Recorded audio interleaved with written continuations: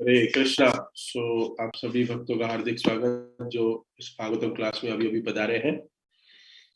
तो बहुत सुंदर श्लोक है। तो तपसा विद्या युक्तो योगेन सुसमाधिना ऋषि ने ऋषि केशः ससर्जा भीमतः प्रजा। तो अध्याय का शीर्षक है मैत्रेय विदुर संवाद। हम सब जानते हैं किस प्रकार विदुर जी दुर्योधन से अपमानित अपमानित होके हस्तिनापुर से निकलते हैं और आत्म साक्षात्कार के विज्ञान को जानने के लिए निकल पड़ते हैं। और और ऐसे तत्वदर्शी की खोज में निकलते हैं। तो विदुर जी राज्य छोड़ के निकले, अनेक तीर्थों में जाते हैं और अंतिम वो हरिद्वार पहुंचते हैं जहां उनकी मुलाकात मैत्र ऋषि से हो रही है। और दिव्य ज्ञान का श्रवण अभी मैत्री ऋषि से कर रहे हैं। और हम देख रहे हैं कि वो ज्ञान कैसे धीरे धीरे परिपक्व हो रहा है। और ये अध्याय में दोनों में जो वार्तालाप चल रही है सुंदर तरीके से, और मैत्र बहुत ही विस्तार से कैसे ब्रह्मा जी सृष्टि का निर्माण कर रहे हैं, ये सृष्टि कैसे आई है। We always should eager to know. जैसे हम भौतिक में भी भौतिक कार्यकलापों भी हम देखते हैं कि कोई एक गाड़ी बनाने वाला है, गाड़ी देखते हैं तो उसके पीछे कोई एक एक क्रिएटर होता है, उसने किसी ने बनाया है। लेकिन हम भौतिकवादी व्यक्ति इस चीज को नहीं समझते कि इस सुंदर संसार जो दिया है, ये जो सुंदर ये जगत हमें खड़े रहने के लिए दिया है, हमें सुंदर सुंदर वस्तुओं देखने के लिए दिया है, इतना अच्छा बनाए, उसका कौन क्रिएटर है। somebody should be there। लेकिन क्या है, हम लोग इसके ऊपर कभी चर्चा नहीं करते। और जब ये चर्चा होती है कि who created this world, so that question, ये जो प्रश्न होता है, that is a most spiritual प्रश्न। तभी एक व्यक्ति समझना, अपने आप को आत्म साक्षात्कार की गति पे लेके जाने की कैसे थे पद चिन्हों पे होता है, जब ये प्रश्न उसके हृदय में आता है। ब्रह्मा जी को भी हम देखते हैं, प्रश्न आया भगवत गीता में भी 11वें अध्याय में भगवान कहते हैं कि भगवान खुद कहते हैं कि मैं क्रिएटर हूं, मैंने बनाया ये सृष्टि, और I know the creation better, क्योंकि बिकॉज मैं क्रिएटर हूं तो मुझे अच्छे से पता है कि ये संसार मैंने क्या बनाया और कौन से गली में क्या रखा है। सृष्टा, भगवान सृष्टा है, वो अपनी सृष्टि के बारे में इन डिटेल जानता है।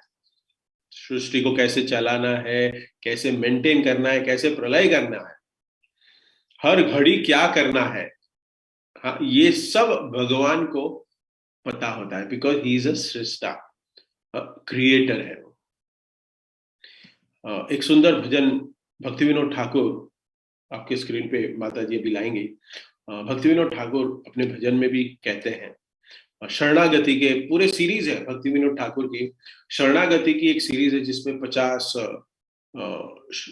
अलग अलग प्रेयर्स है। उसमें से एक प्रेयर है जिसको माता जी आप ला सकते हैं स्क्रीन पे।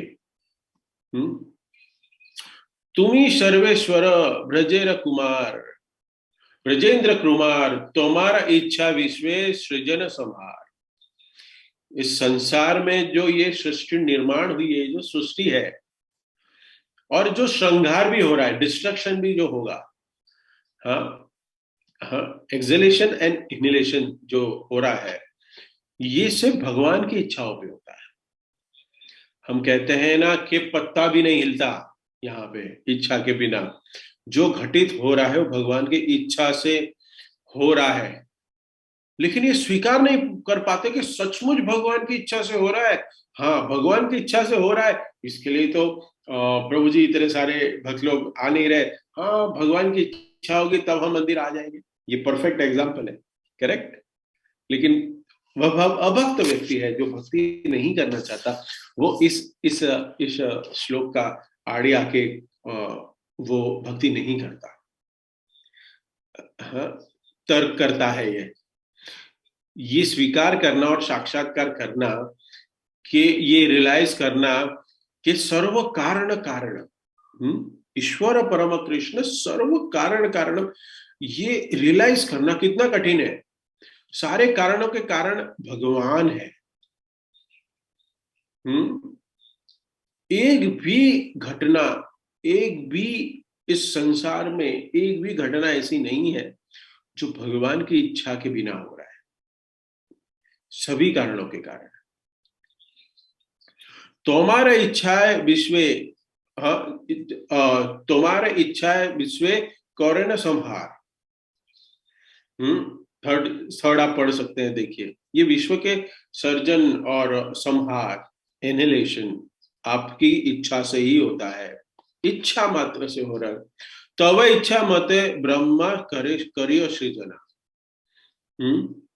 आप इच्छा करते हैं इसलिए ब्रह्मा जी सृष्टि का जो भार है वो उठा के आगे आगे क्रिया करने लगते हैं। ब्रह्मा जी करते हैं, ब्रह्मा जी ये क्रिएशन कर रहे हैं, बट आपके सुपरविजन में कर रहे हैं, आपके डायरेक्शन में कर रहे हैं। ये आपकी निगरानी में, आपके निर्देशन में ब्रह्मा जी सृष्टि का निर्माण कर रहे हैं। कभी कभी ब्रह्मा जी हम देखते विमोहित भी हो गए। हाँ, हम लीला जानते हैं कैसे ब्रह्मा जी बिविल्ड हो गए। ही इज अ प्योर डिवोटी, भक्त है, लेकिन कभी कभी विचलित हो जाते हैं।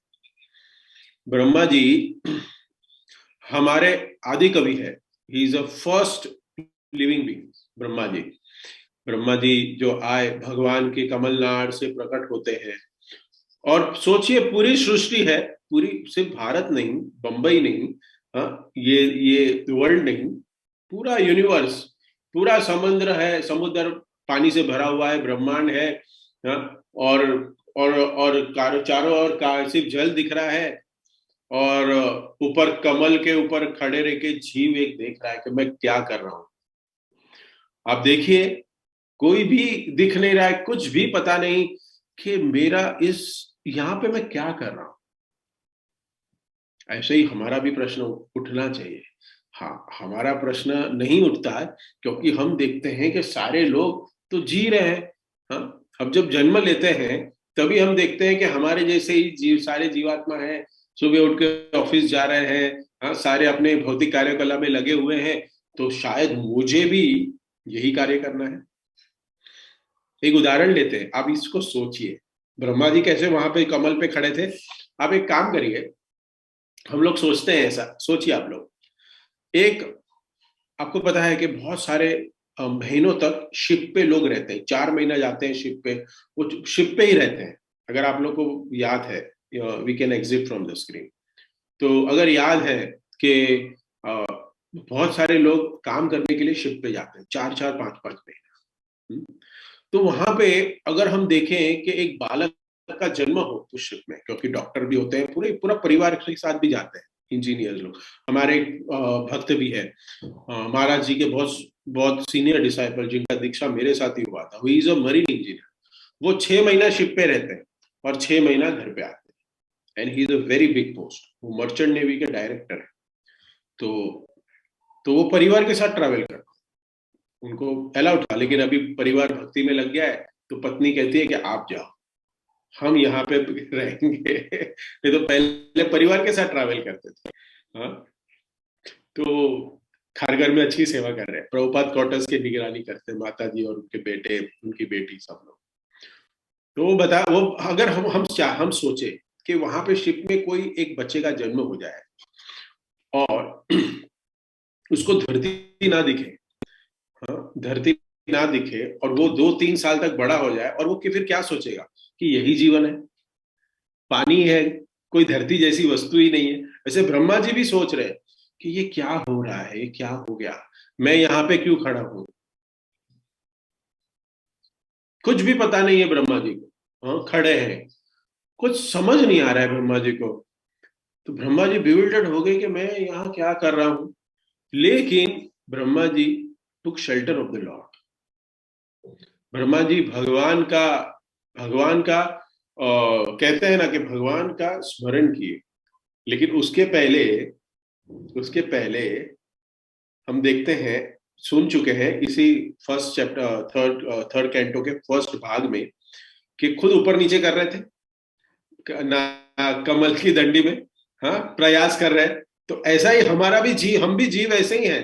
पहले बहुत प्रयास करते हैं इस जीवन में सुख का अनुभव करने का, ढूंढने का।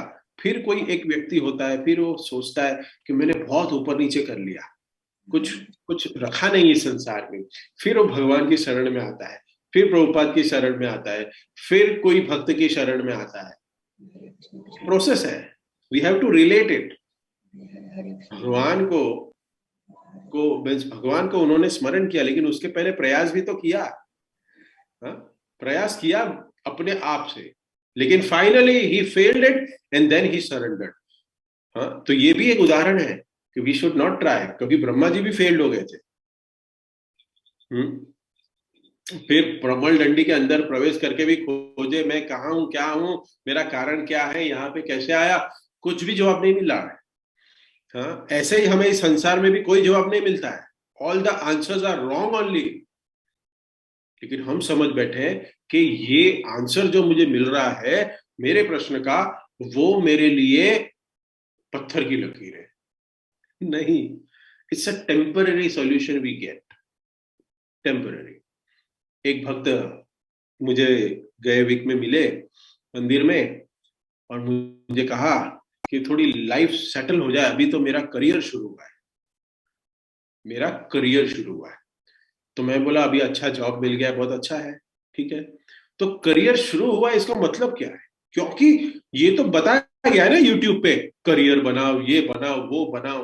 तो देखिए, हाँ, 25 साल का लड़का, कुछ भी ज्ञान नहीं, कुछ नहीं, बोलते हैं प्रभु जी अभी तो करियर बनाना है। मैं बोला करियर डिस्टर्ब कब होगा ना, पता भी नहीं चलेगा। करियर डिस्टर्ब कब हो जाएगा ना, आपको पता भी नहीं चलेगा। करियर बनता नहीं है, सिर्फ चलते रहता है। डिस्टर्ब तो होने ही वाला है। आज नौकरी अच्छी है, कल नहीं रह सकती है, और शायद इससे भी अच्छी मिल जाए, शायद इससे भी अच्छी मिल जाए। पता है नहीं प्रभु जी, कुछ पता तो नहीं है क्या होगा। हाँ, तो मैं बोला तो अभी से शुरू करो, करियर शुरू, करियर तो है ही, लेकिन उसके साथ साथ भक्ति में लगो, यही उद्देश्य है।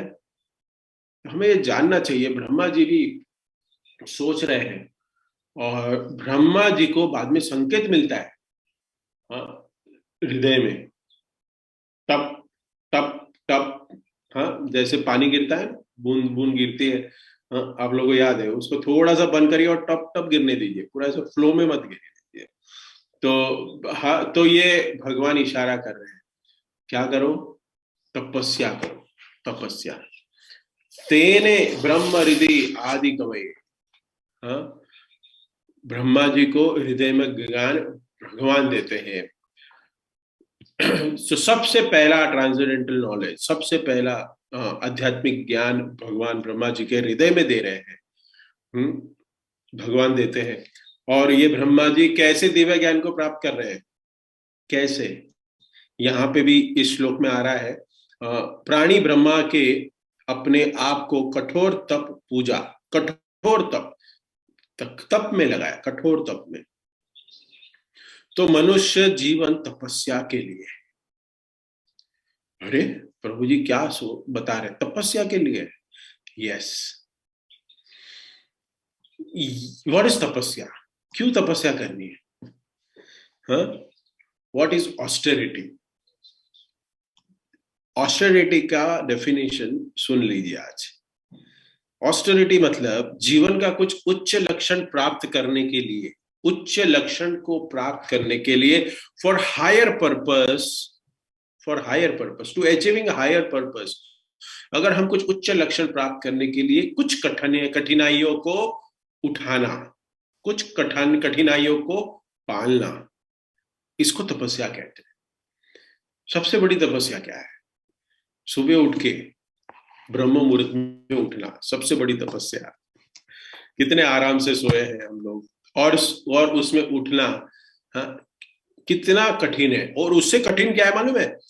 इस इसको हर रोज सुबह ब्रह्म मुहूर्त में उठ के विधि विधान से जप आदि साधना भक्ति में लगना, और ये प्रैक्टिस हमें निरंतर वर्षों न वर्षों तक करना, ये सबसे बड़ी तपस्या है। Tapasya is not that we fast, tapasya is not that we stand in one one leg, हम एक पैर पे खड़े हो जाए, हम एकादशी का व्रत का पालन करें, निर्जल रखे, वो तपस्या नहीं है।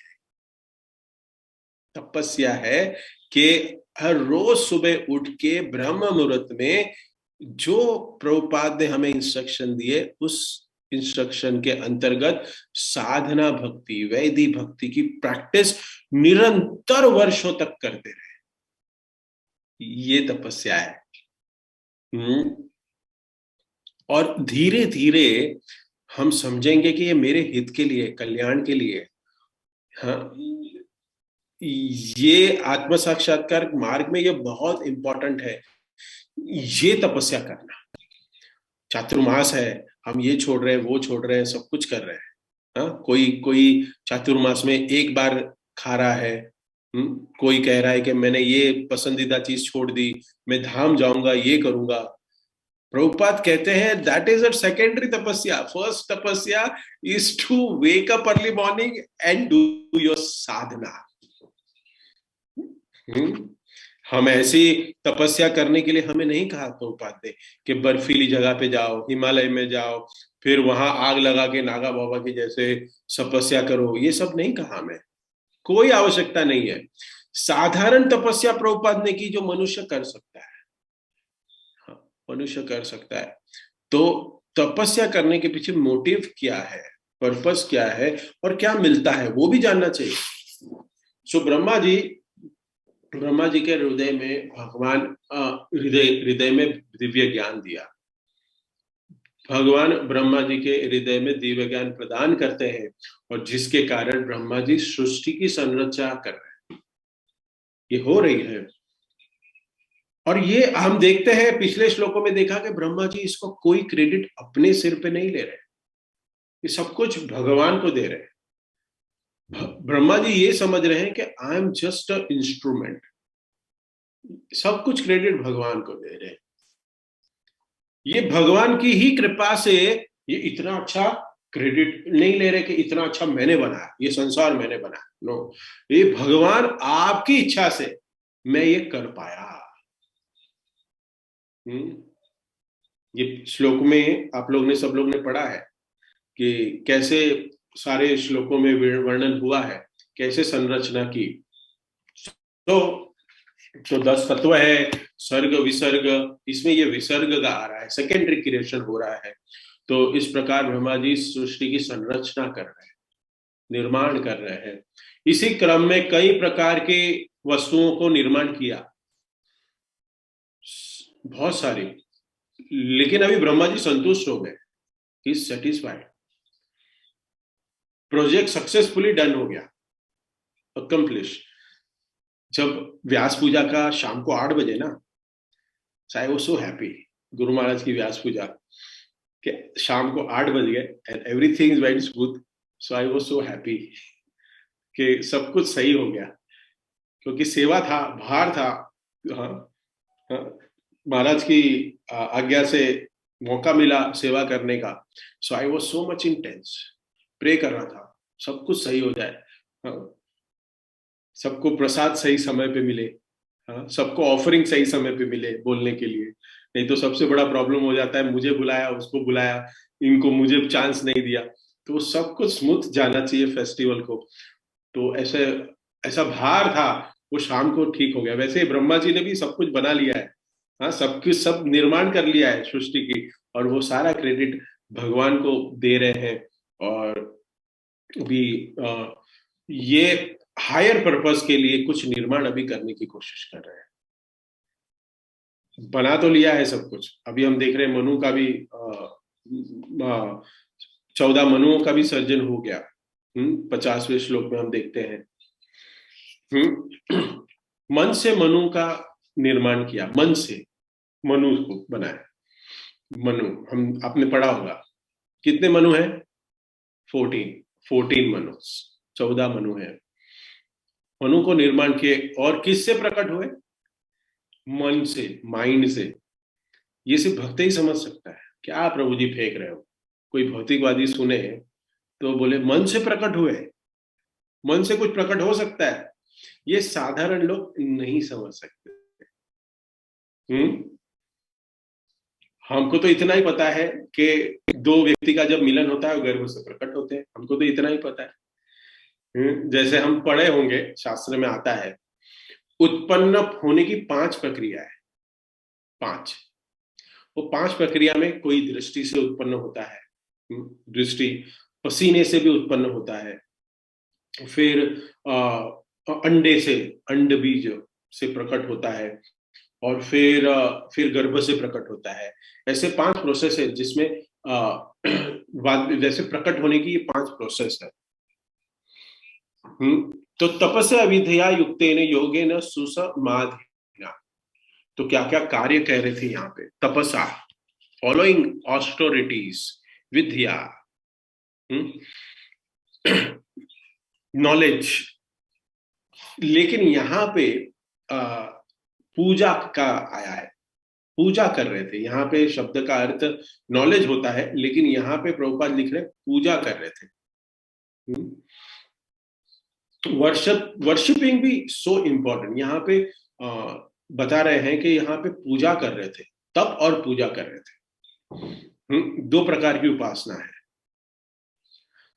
अर्चन और तप, वर्शिप करना और तप करना। तो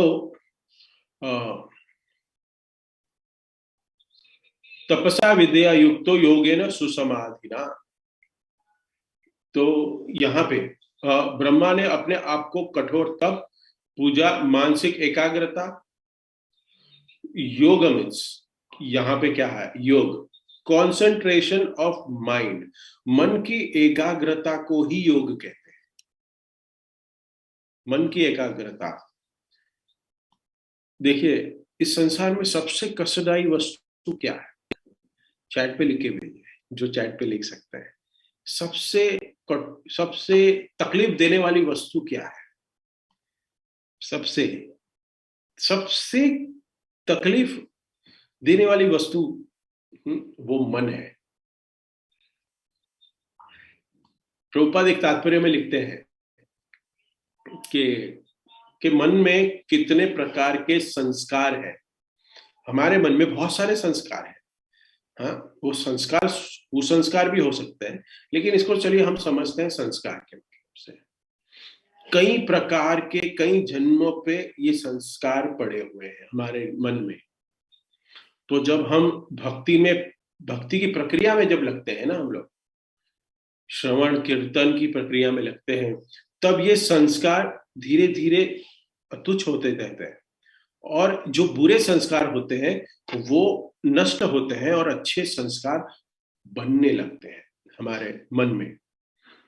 नाम रूप गुण लीला आदि के श्रवण से, उसके श्रवण के द्वारा अच्छे संस्कार बनते हैं। और फिर ये संस्कार जब बनते हैं हमारे मन में, उसके बाद जीवन के अंत समय में हम भगवान का स्मरण कर पाते हैं। To remember Krishna at the last part of the life.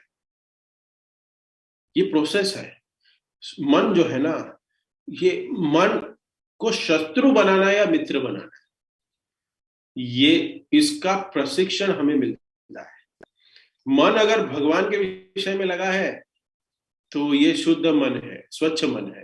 मन अगर सांसारिक वस्तुओं में लगा हुआ है तो ये दूषित अवस्था में मन है हमारा। ये मन हमारा सबसे बड़ा शत्रु है। ये सबसे बड़ा प्रॉब्लमेटिक चैप्टर हम कह सकते हैं, वस्तु है हमारा मन। क्योंकि हम जो भी है, इच्छा करनी, प्रकट होना, वो मन से ही तो प्रकट होती है। कि हमें भक्ति करनी या नहीं करनी, सुबह उठना है या नहीं उठना, मंदिर जाना है नहीं जाना, हाँ, प्रचार करना है नहीं करना है, शास्त्र पढ़ने या नहीं पढ़ने, ये सब कुछ कमांड मन देता है, सब कुछ। तो इसलिए ब्रह्मा जी दिव्य तपस्या किए और युक्त होके योगे न सुसमाधिना, मन को एकाग्र किए और निष्काम भाव से अपने इंद्रियों को वश में किया। निष्काम भाव से इंद्रियों को वश में किया है। इंद्रियों को कंट्रोल करना बहुत मुश्किल है, और ये इंद्रियों को कंट्रोल करना मुश्किल है और इम्पॉसिबल भी है, और ये हमारे प्रयास से नहीं होगा कंट्रोल में। प्रहलाद महाराज कहते हैं अपनी प्रार्थनाओं में कि इस संसार में कोई चीजें दुख देती है ना, तो जो भी हमें दुख देती है इस संसार में, वो दुख कैसे आता है? वो है हमारा मन और अनियंत्रित इंद्रियां। अनियंत्रित, uncontrolled mind and senses are the cause of the miseries. Prabhupada कहते हैं uncontrolled mind and senses is a cause of the miseries. Prabhupada ये जो सेंटेंस है ना, बार बार अपने लेक्चर जानना बहुत जरूरी है। 7 कैंटो का 7 चैप्टर के 8 श्लोक या 9 श्लोक में है ये, कहते हैं तो हमारे जो कष्ट देने वाली वस्तु जो है ना, हमारा ही मन और इंद्रिया हमें कष्ट देती जीवन भर। इट्स वेरी डिफिकल्ट, ये बहुत बहुत डिफिकल्ट है कंट्रोल करना। तो क्या करें? छोड़ दो इसको। लेकिन इसको जो बताते हैं प्रहलाद महाराज, बताते हैं प्रार्थना में, कि प्रहलाद महाराज आगे भी बता रहे हैं नेक्स्ट श्लोक में। क्या बता रहे हैं? आगे बताए थे कि मति भगवान में लग नहीं सकती पिताजी, मति भगवान में नहीं लगेगी, बहुत बड़ी कठिन है। मति संसार में लगी है, भगवान में नहीं लगेगी, प्रहलाद महाराज कह रहे हैं। तो भगवान में कैसे लगाया जाए, उनके तरीका प्रहलाद बताते कि अपने पिताजी को नैसाम अतिस्थम कुरुक्रम गस्ती पाद रजो विभेश कम।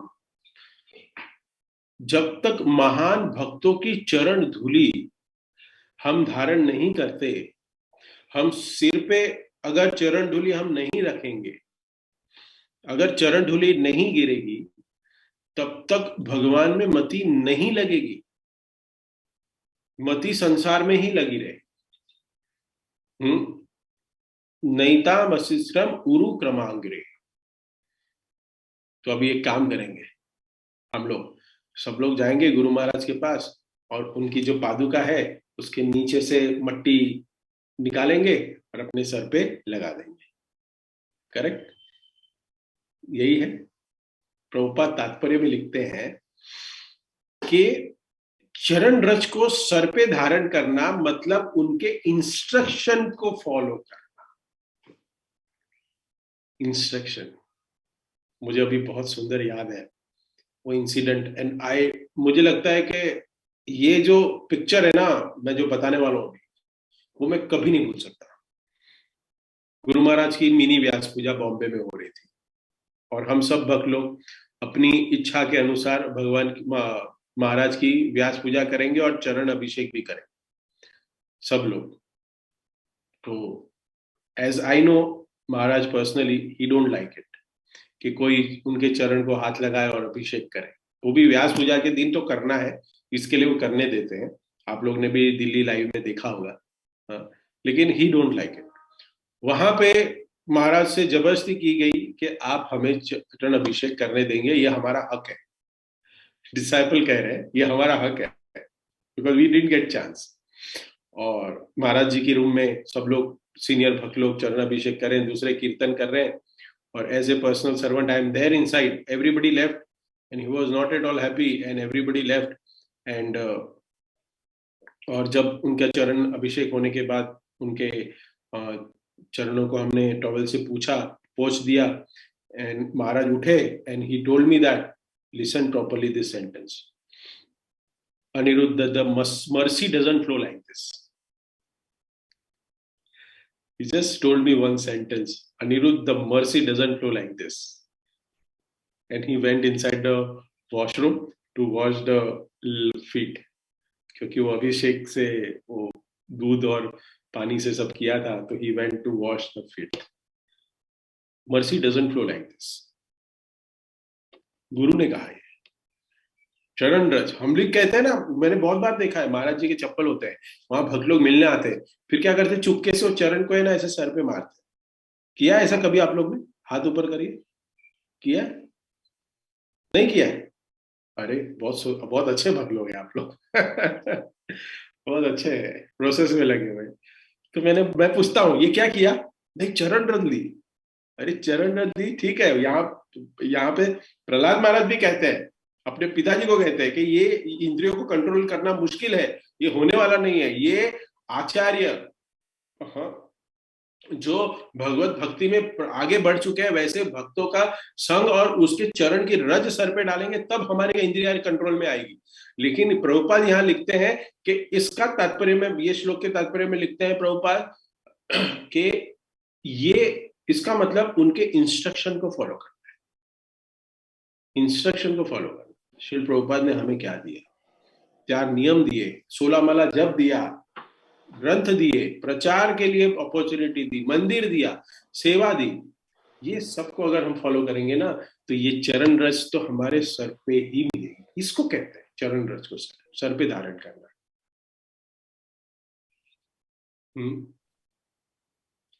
महान भक्तों की चरण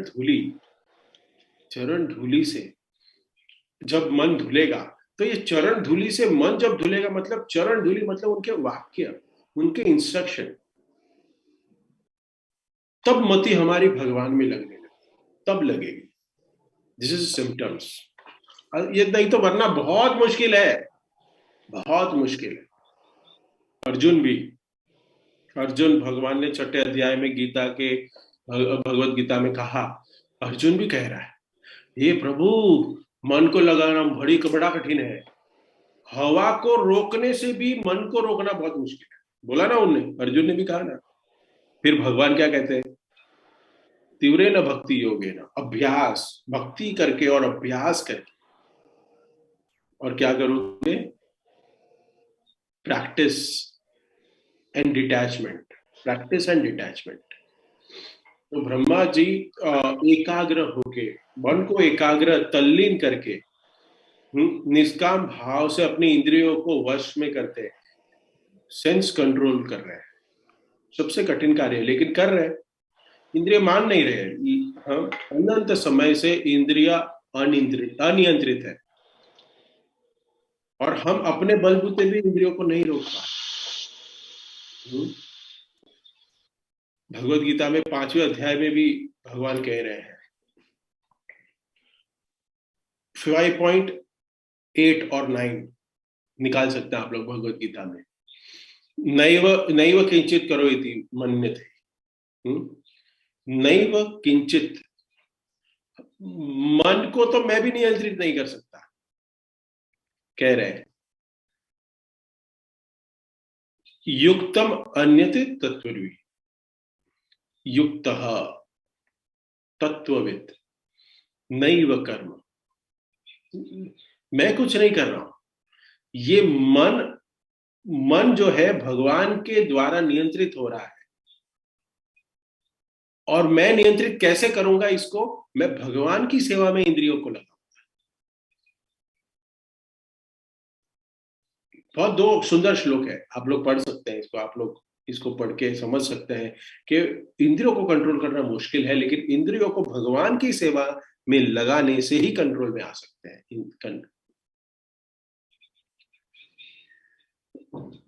क्योंकि बड़े बड़े दिग्गज भी इंद्रिय नियंत्रण में फेल हो गए, क्या नहीं? विश्वामित्र, सबर मुनि फेल हो गए ना. लेकिन कौन टिके रहा? हरिदास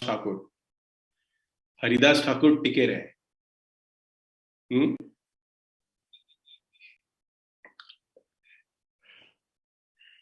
तो हरिदास ठाकुर क्यों टिके रहे? क्योंकि वो भक्ति में लगे हुए थे, भक्ति में। तो एक भक्त बता रहे थे कोई विपासना योग ऐसे कोई है, योग करना, हाँ, करने का, उसमें बहुत समय बिताते हैं, हाँ, वो विपासना कुछ ऐसे कोई एक एक उनका सेंटर भी है, उधर जाके उन लोग योग करते हैं, हाँ। लेकिन वो करने से उसका होगा क्या? वो शरीर के लेवल पे वो सबल वो जीवन व्यर्थ हो जाएगा। But we have to understand, ये सारे योग पद्धति न अपना के क्रिएटर जो हमारे भगवान है वो क्या बता रहे हैं, यस, इगतपुरी में। तो भगवान ने हमें क्या बताया, कैसे इंद्रियों को कंट्रोल करोगे, कैसे आप हमारे पास आओगे, मेरे धाम में आओगे, उसको फॉलो करना है। हमें कोई भी मैन्युफैक्चरिंग ऐसे कुछ भी बताए, कोई ये योग वो योग, इसको अपना के हमारा कोई भी जीवन सार्थक नहीं होने वाला है। क्योंकि बहुत सारे लोग योग करते होंगे, करेक्ट, लेकिन लेकिन भगवत गीता भी कहते हैं भक्ति योग इज इंपॉर्टेंट, योग करना चाहिए, हाँ, नहीं तो अभी प्रश्न आ जाएगा कि योग नहीं करेंगे ठीक से तो हमारा शरीर सुदृढ़ नहीं होगा, और शरीर सुदृढ़ नहीं होगा तो हमारा भक्ति नहीं होगी ठीक से, क्योंकि आत्मा तो इस शरीर में बैठी है ना। ये तर्क वितर्क आता है बहुत बार, ये तर्क करते हैं भक्त लोग कि प्रभु जी शरीर के अंदर बैठी है ना आत्मा, तो इस शरीर का भी तो ध्यान रखना पड़ेगा। करेक्ट, रखना पड़ेगा, क्योंकि भक्ति करने के लिए शरीर तो एकदम सुदृढ़ चाहिए, लेकिन वो कितना कितना उस पर समय देना। प्रभुपाद भी तो समय देते थे, वॉक पे जाना, मॉर्निंग वॉक करना, हाँ, हेल्थ का भी ध्यान रखते थे, बट मेन मोटो क्या था उनका? हाँ, प्रचार करना, हाँ, भक्तों को संग देना, और अगर समय मिले तो ऐसे कार्यों को करना। शरीर ही सब कुछ नहीं समझ बैठे थे ये, कि आजकल के जो लोग योग पद्धति में लगे हुए हैं, जो सो कॉल्ड मॉडर्न योग जो है, वो सिर्फ शरीर के लेवल तक है, यहाँ पे बता रहे हैं। तो हमें विधि विधानों का पालन करके जो भक्त हमें राह दिखाए हैं उस पे चलना है हमें, और हम चलेंगे, और ये जो हम चलेंगे तो जीवन का अंत समय में हम भगवान का स्मरण कर पाएंगे। तो ब्रह्मा जी इस प्रकार सारे निर्माण करने के बाद आगे यहाँ पे इंद्रियों को भी वश में कर लिए। कंट्रोलिंग माइंड इज डिफिकल्ट, लेकिन फिर भी कर लिए।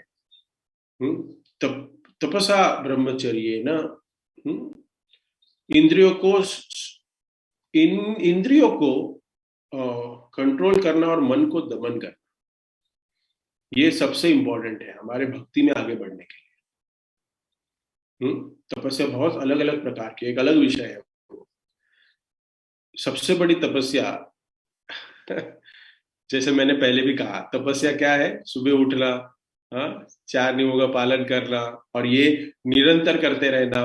और उससे बड़ी तपस्या लिख लीजिए आज, हाँ, ये आपको कोई शास्त्र में नहीं मिलेगी, ना तात्पर्य मिलेगी, ये थोड़ी सबसे बड़ी तपस्या है कि सीनियर डिवोटीज के इंस्ट्रक्शन को फॉलो करना।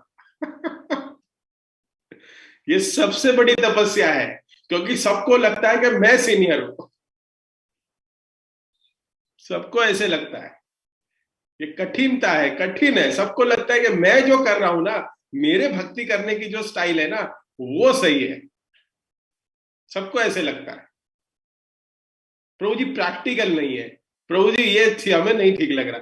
सबसे बड़ी तपस्या है कि सीनियर डिवोटीज के इंस्ट्रक्शन पे चलना, सबसे बड़ी तपस्या है। ये जब हम दो तीन भक्त बैठ रहे थे तभी चर्चा होती है तभी ऐसे सारे लॉजिक्स बाहर निकलते हैं। सबसे इंपॉर्टेंट है, कोई मेरे को बोला, मुझे इन सब, प्रभु जी देखो मेरे को बता रहा है, मुझे बता रहा है, लेकिन ये बहुत डिफिकल्ट है। ये सबसे बड़ी तपस्या है कि तभी कंट्रोल करे। और हरे कृष्णा, हाँ प्रभु जी, तरोरपि सही सुना अमानी न मान देना कीर्तनीय सदा है, ये बहुत डिफिकल्ट है। हम क्या कर सकते हैं हाँ, हमें हमें समझना चाहिए, जैसे ब्रह्मा जी भगवान को सारा क्रेडिट दे रहे, वैसे हमें भी समझना चाहिए हम हिल भी नहीं सकते, हम कुछ नहीं कर सकते, ये भगवान की नियंत्रणा में सब कुछ हो रहा है, उनकी इच्छा से हो रहा है। हमें भगवान से प्रार्थना करनी चाहिए, आचार्यों से प्रार्थना करनी चाहिए, मैं आपकी भक्ति करना चाहता हूँ। बहुत बार प्रभुपाद तात्पर्य में लिखे हैं कि प्रभु, हाँ, कि हमें क्या प्रार्थनाएं करनी चाहिए, हमें क्या प्रार्थना करनी चाहिए। वैष्णव की सेवा, गुरुजनों के आदेश का अनुगमन, हाँ, ऐसे सारे प्रार्थनाओं में हमें इंक्लूड करनी चाहिए। ना कि हमारे सारे दुख को हर लो, मैं मंदिर के मेरा ये हो जाए, मेरा वो हो जाए, दैट इज ऑल सेकेंडरी। हमें ये प्रार्थना करनी चाहिए। और यहाँ पे जो ऋषि बन रहे हैं अभी सर्जन, आगे हम देखेंगे, इंद्रियों को वश में करने वाला सर्जन उत्पन्न किया। क्यों? क्योंकि अभी हमें रियल, क्योंकि मनु संहिता मिली, मनु मनु संहिता बनेगी अभी आगे, तो वो हमें है ना लॉज मिलेंगे मनुष्य को कैसे जीने के लिए। लेकिन इस संसार से बाहर निकलने के लिए भी कोई चाहिए ना, ऋषि। तो यहाँ पे ऋषि बन रहे हैं अभी, तो यहाँ पे हमें अपॉर्चुनिटी मिलने वाली है अभी आगे कि इससे बाहर कैसे निकले हम लोग। ये सारे ऋषि, इंद्रियों को वश में करने वाले सर्जन, ऋषियों के अभी उत्पन्न ब्रह्मा जी कर रहे हैं। तो ये हमारे मतलब की चीजें हैं भक्ति करने के लिए, कि अभी हमें आगे के अध्यायों में हमें कैसे यहाँ से बाहर निकल जाए। संसार तो बनाया, लेकिन जन्म मृत्यु जरा व्याधि के चक्कर से कैसे बाहर निकलेंगे, ये अभी सारे ऋषि जो भगवान ने अपने पुत्र के रूप, ब्रह्मा जी ने अपने पुत्र के रूप में सर्जन कर रहे हैं, वो हमें ज्ञान देंगे। ये है सर्जन, this is a big bang theory, this is the real big bang theory. So इस यहाँ पे मैं विराम देता हूँ। किसी का कोई प्रश्न, कमेंट्स, टिप्पणी है तो पूछ सकते हैं। बहुत बड़ा बोरिंग टॉपिक होता है ये, हाँ, बहुत बड़ा boring. And I am very happy that nobody slept, कोई सोया नहीं।